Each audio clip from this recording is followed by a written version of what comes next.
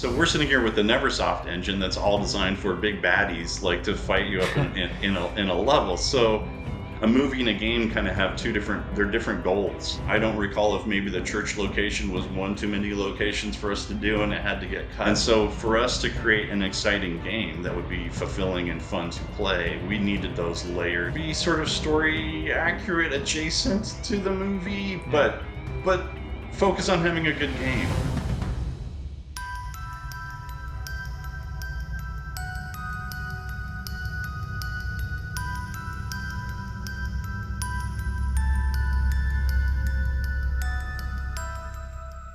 So excluding like Scorpion Vulture and all those people, the main story in the game differs quite a bit from the story in the movie.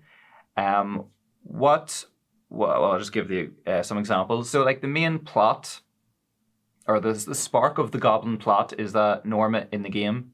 The spark of the Goblin plot in the game is that Norman is trying to, he sees Spider-Man. It's like, oh, we want his powers for our super soldier serum.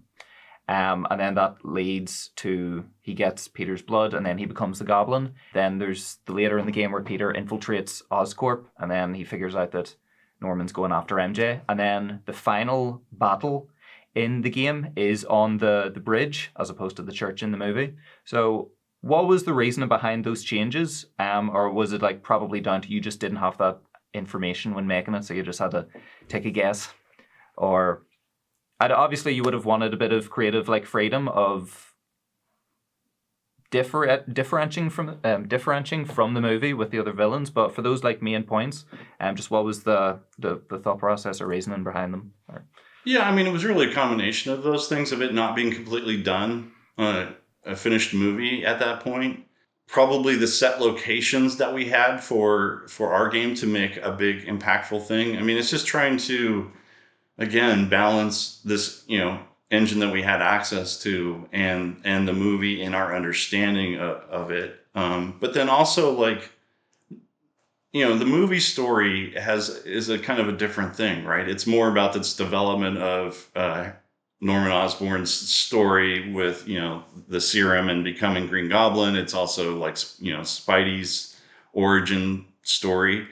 And, we want and so we're sitting here with the Neversoft engine that's all designed for big baddies, like to fight you up in a level. So it was trying to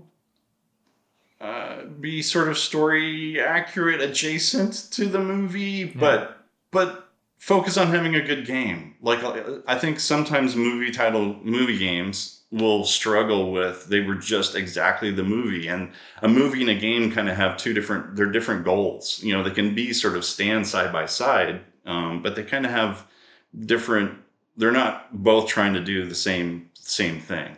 And so for us to create an exciting game that would be fulfilling and fun to play, we needed those layers, and we needed, some different story elements to give you missions and reasons, to try to connect our own sort of story that we have for Spidey and all these other villains coming in, adjuncted onto this movie that, we're trying to replicate, and have it sort of woven together so that you can have a more complete game with a variety of bad guys with, fun levels to figure out and to fight and to play through.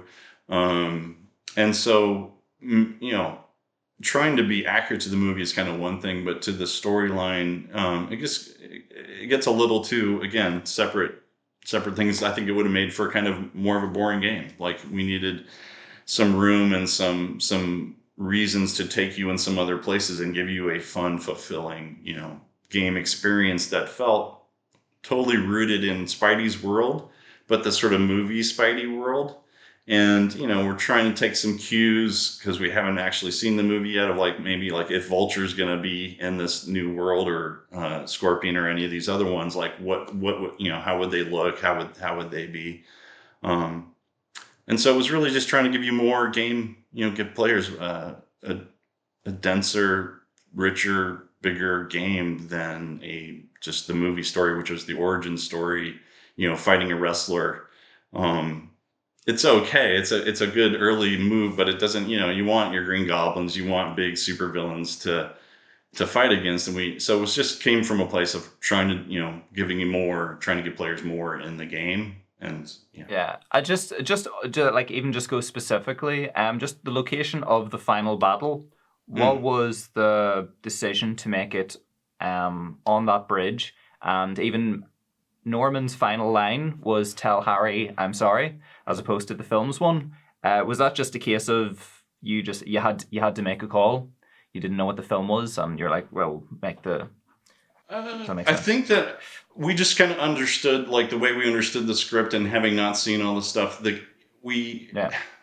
I honestly I don't remember. This is No, the fair. real Yeah, answer. no, that's fair. That's fair. I think most of it was just that, like the bridge looked really cool. We knew it was part of the final fight, and that's where we could kind of set things up. I don't recall if maybe the church location was one too many locations for us to do, and it had to get cut. I don't actually recall at this point. Yeah. Yeah, no, that's. We're just trying. Again, it was just trying to use the Goblin Glider, a big location. We invested a lot of time trying to make a really great environment for that final fight. Yeah, so it wasn't exactly what the movie was. Yeah. If you enjoyed the video, like, comment, subscribe, support the channel on Coffee and Patreon. And if you didn't enjoy the video, like, comment, subscribe, support the channel on Coffee and Patreon. Right, good luck.